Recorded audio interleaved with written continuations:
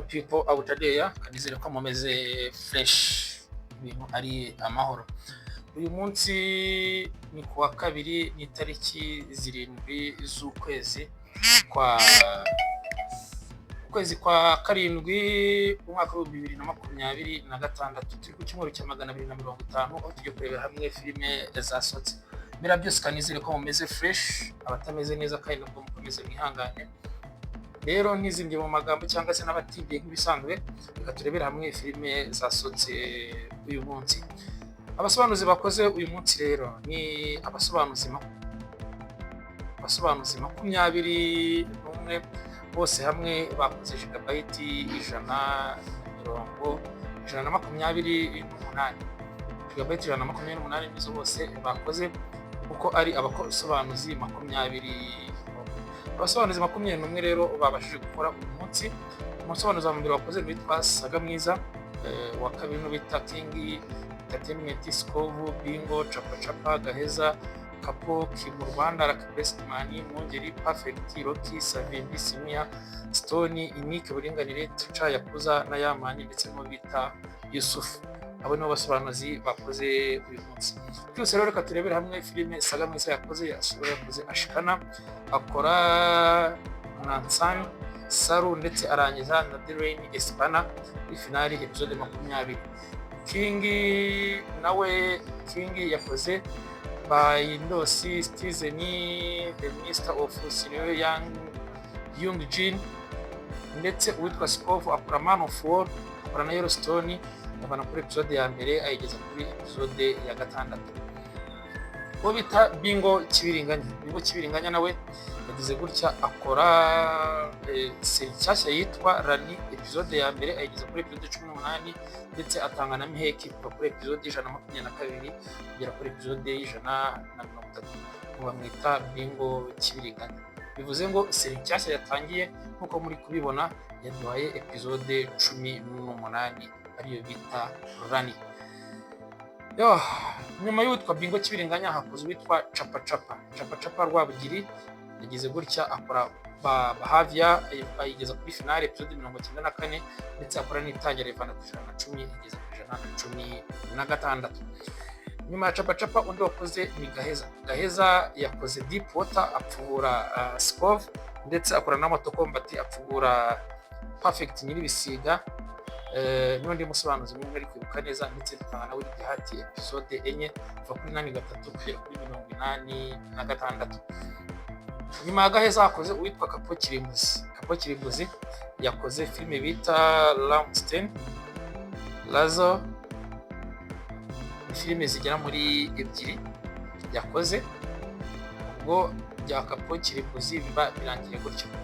Hanyuma hakoze undi witwa Kimu Rwanda, umusobanuzi wita Kimu Rwanda yagize gutya akora filime bita Kimu Rwanda yakoze Citizen Vigilant, filime irangira yari Captain ayivana ku 168 igeza kuri 173. Eurofort London ni filime irangira nayo yakoze. Undi wakoze ni witwa Lucky Blessed Man yagize gutya akora Golden Century of Tomorrow ayivana kuri 16 igeza kuri 19 na Krishna Muhani 81 ayigeza kuri 9. Uwo bamwita Lucky Blessed Man. Uwo bita Mwongeri Equalizer yakoze filime irangira bita Bunny arangiza Not Tale to Tell ayivana kuri 9 ageza finale 12.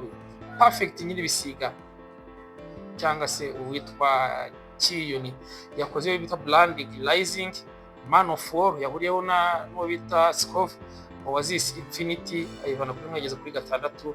Raja Shiva nayo ni filime irangira y'Ihinde yakoze bamwita Perfect Nyiribisiga. Uwitwa Peak Production batanze HDA ya Spartacus n'ubundi bayikomeje season ya mbere bayivana kuri 13 bakora niyo bita The Huntman Winter War nayo ya Peak bayitanga HD. Undi wakoze rero n'uwita Rocky Kimomo muri iki gitondo cyo kwa kabiri yasohoye filime bita Blast batanze A ndetse akora na Sayal n'Igihinde kirangira. Izindi zose muri kubibona aba Yerusalemu ndetse n'iyo Master of the Sun filime za kira batanze za HD basubiyemo. uwakoze wundi ni Savimbi. Savimbi filime yatanze bayita The Chosen. The Chosen nayo imaze igihe hanze, sinzi umuntu ahantu baba bayikuye, ariko irahari, ni muri 2024 mu kwezi kwa gatatu. Bamwita Savimbi, batanze ino The Chosen yiwe, ariko ni filime isanzwe iri hanze, si bamwe batari babizi. Sinia ku ifarashi, uwo witwa Sinia ku ifarashi yagize gutya nawe atanga ya filime ye bita Ihabara, na Familia Sangrado ayivana 2023 na The Passenger ya 2026 ni filime irangira Sinia ku ifarashi yakoze. Nyuma y'uwitwa Sinia ku ifarashi, undi musobanuzi wakoze n'uwitwa Stone One News. Stone yakoze Dumb and Dumb, Kandari ayivana 2024 dani filime irangira. Undi wakoze n'undi bita Iniki Uburinganire yatanze First Man ayivana 2024 ageza 2034 uze mu episode 10. Uwitwa The Teacher nawe yagize gutya akoze filime yitwa Gang of Gundavar, Seoul City Place, World War Zone. Ni filime zirangira yakoze gusa. Hanyuma uwitwa Yakuza atanga yitwa Angel ayivana 24 ayigeza 30 amwita Yakuza. Hanyuma uwitwa Yamani agira gutya dukubitiye bitwa Nelo Assassin na Kaminiseri gahita kanarangira akava mu episode 8 nkuko muri kubibona, bayita Nelo Assassin. Umuhungu nawe barirwa muri Kirikozi Nation nkuko muri kubibona. Nyuma ya Yamani undi wakoze n'uwitwa Yusufu Region. Yusufu nawe yadukoreye yitwa Silent Assassin ayivana kuri 7 ayigeza kuri 9, ayivana kuri yayitanze kugera kuri finali episode 12 kuko nabayitanze irizagara. So muri rusange rero ibyo byakozwe gigabyte 127 bihiyongeremo za filime nyine za Rocky. Kujya mureba ikiganiro nyine mukakirangiza nk'ibisanzwe, turi kubura amasaha agera kuri 100, turabura amasaha 100 kugira ngo tube monetize.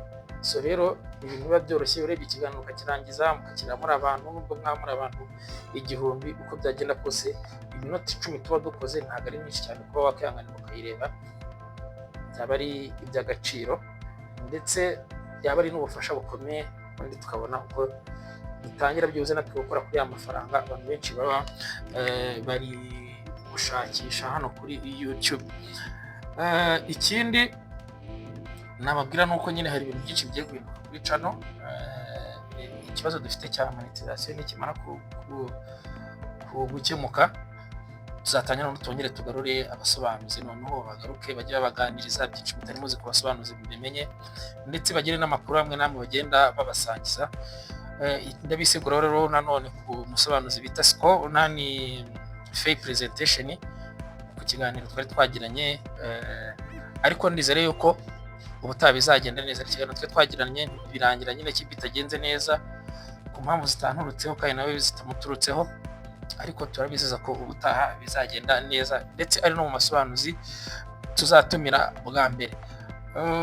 Ikindi hari ibintu byinshi nyine byahindutse, logo za channel uri kubibona ko channel nyine yahinduye logo, ibintu byose nyine bigomba kuba ari ibishyashya. Rero hari n'ibindi byinshi bizagenda byiyongeramo komeze zagenda. Icyo dukeneye ni inkunga yanyu ndetse n'ibitekerezo byanyu. So rero ndabakunda, Imana ikandusha. Ciao ciao, hasta la vista, Imana iduhana umugisha.